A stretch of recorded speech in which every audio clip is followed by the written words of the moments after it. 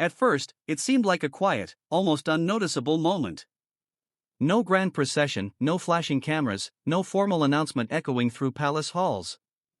Just a man, standing still, head bowed, surrounded by silence. But something about that scene felt heavier than usual. It wasn't just the stillness, it was the setting. A graveside, far from home. A place marked by loss, by sacrifice, by stories the world is still trying to understand.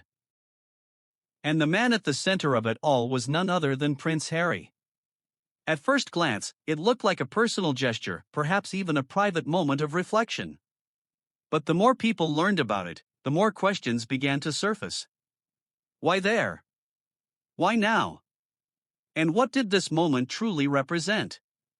Because this wasn't just any visit. It was happening in a country still deeply affected by conflict, a place where every memorial carries layers of meaning. And for someone like Prince Harry, whose own life has been shaped by duty, service, and, more recently, distance from the institution he was born into, this visit felt different. There was no official royal banner attached to it. No clear statement explaining its purpose. And yet, it resonated in ways that few expected. What followed would quietly ripple through headlines, conversations, and interpretations around the world. To understand why this moment mattered so much, it's important to step back and consider the journey that led here. Prince Harry has always occupied a unique position within the British royal family. Born into one of the most watched institutions in the world, his life has unfolded under constant scrutiny. From his early years as the younger son of King Charles III and the late Princess Diana, to his time serving in the British Army, Harry has often walked a path that blends tradition with personal conviction. His military service, in particular, shaped much of how the public understands him. Unlike many royals, Harry didn't just wear a uniform ceremonially, he served on the front lines in Afghanistan. That experience left a lasting impression, influencing his dedication to veterans and wounded servicemen and women. It also led to the creation of the Invictus Games, a global sporting event designed to support injured service personnel and veterans. But in recent years, Harry's relationship with the royal family has shifted dramatically. After stepping back from his role as a senior royal alongside his wife, Meghan Markle, he relocated to the United States. Since then, his appearances, especially those connected to international causes, have taken on a different tone. Less bound by royal protocol, yet still deeply connected to the values he's long championed. And that brings us to this moment in Ukraine. A country that has become a symbol of resilience in the face of ongoing conflict. A place where the cost of war is not abstract, but deeply personal. For many, Ukraine represents both tragedy and strength, a nation where stories of loss and courage exist side by side. So when Prince Harry appeared there, not for a grand event, but for something far more intimate, a graveside visit, it immediately drew attention. According to reports, the Duke of Sussex visited a site honoring fallen soldiers. It wasn't a spectacle. There were no elaborate speeches. Instead, it was quiet. Deliberate. Almost solemn. But then something unexpected happened. The simplicity of the moment began to speak louder than any formal address ever could. As images and details slowly emerged, people began to interpret the visit in different ways. Some saw it as a continuation of Harry's lifelong commitment to supporting those affected by war. Others wondered whether it carried a deeper message. One that extended beyond the immediate setting. Because this wasn't the first time Harry had engaged with communities shaped by conflict. But this time, the context felt sharper. More immediate. More raw. And what followed only added to the intrigue. As the story developed, it became clear that this wasn't an isolated gesture. Harry's connection to military communities has always been rooted in empathy and understanding that goes beyond ceremony. But standing at a graveside in Ukraine, thousands of miles from his own country, seemed to amplify that connection in a way that was hard to ignore. Observers began to note the symbolism. A British prince, no longer operating within the traditional framework of royal duties, choosing to honor fallen soldiers in a foreign land. It was a gesture that crossed borders, both geographically and politically.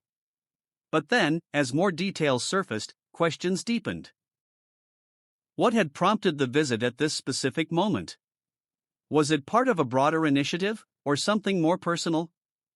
And how would it be interpreted by those both inside and outside the royal sphere? The timeline of the visit began to take shape gradually. Reports indicated that Harry had traveled to Ukraine as part of his ongoing work related to veterans and rehabilitation. His involvement with wounded service personnel has remained consistent, even after stepping away from official royal responsibilities. But the Graveside visit itself stood apart. It wasn't just about meetings or programs. It was about remembrance. And in a place like Ukraine, remembrance carries a profound weight. As the visit unfolded, those present described a moment of quiet reflection. Harry reportedly spent time paying his respects, acknowledging the sacrifices made by individuals whose stories may never be fully known to the wider world. There were no dramatic gestures. No attempt to draw attention. And yet, the moment itself became powerful precisely because of that restraint. But then something shifted. As news of the visit spread, media outlets began to pick up on the story.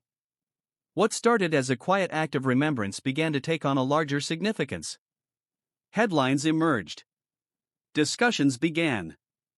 And with that came a wave of interpretations.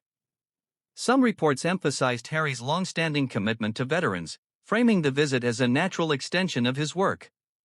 Others focused on the location, highlighting the ongoing conflict in Ukraine and the broader geopolitical implications.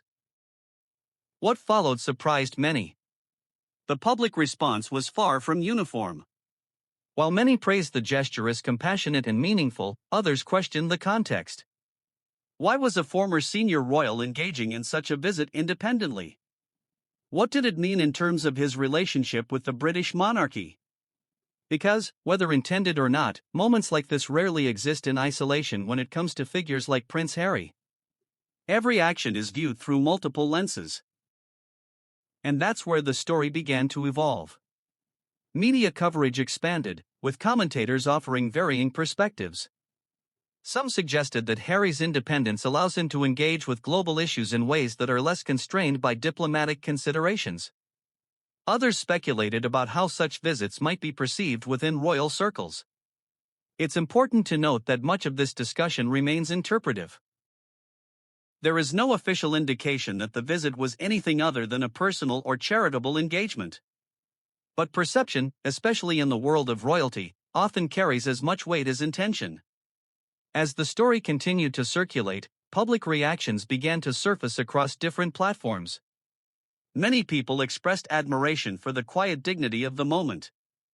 They saw it as a reflection of Harry's character, a continuation of the empathy he has shown throughout his life.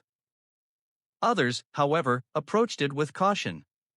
Some questioned whether such visits risked being misunderstood in a politically sensitive environment. After all, Ukraine is not just any location, it is a country at the center of a complex and ongoing global situation. And that complexity inevitably shaped how the visit was received. Some observers pointed out that Harry has consistently aligned himself with causes related to healing and recovery, rather than politics. From the Invictus Games to his broader advocacy work, his focus has often been on individuals rather than institutions. But even so, the setting of this particular visit added layers that couldn't be ignored. Because in Ukraine, every gesture carries meaning. And that's where the narrative began to deepen. As discussions unfolded, a broader question emerged: what does this moment say about Prince Harry's evolving role on the global stage? He is no longer a working royal in the traditional sense. He does not represent the monarchy in an official capacity. And yet, his actions continue to attract global attention. This creates a unique dynamic. On one hand, Harry has the freedom to engage with causes he cares about without the constraints of royal protocol.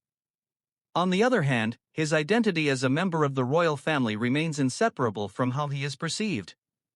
This duality was on full display during the Ukraine visit. Some saw it as a powerful example of how he is redefining his role, moving away from ceremonial duties and toward more direct, human-centered engagement. Others viewed it as a reminder of the complexities that come with stepping outside traditional structures while still being connected to them. And then there's the emotional layer. Standing at a graveside, in a country marked by conflict, Harry's presence carried a quiet intensity. It wasn't about speeches or statements. It was about acknowledgement. Acknowledgement of loss. Acknowledgement of sacrifice. Acknowledgement of stories that often go untold. And perhaps that's why the moment resonated so deeply. Because in a world filled with noise, it was defined by silence. But this wasn't the first time Harry had found himself in such a position. Throughout his life, there have been moments where personal conviction has guided his actions, even when they diverged from expectations. And that pattern seems to be continuing. What happened in Ukraine may not have been intended as a defining moment. It may have simply been a gesture, one of many that Harry has made in his ongoing work. But the context elevated it. And the reactions amplified it. As the conversation continues, one thing remains clear: this was more than just a visit. It was a moment that invited reflection, not just on Harry's role, but on the broader themes of service, identity, and the ways in which individuals choose to engage with the world. Because in the end, it raises a question that goes beyond headlines and interpretations. Was this simply an act of remembrance, or does it signal something deeper about the path Prince Harry is carving for himself? And perhaps more importantly, what comes next?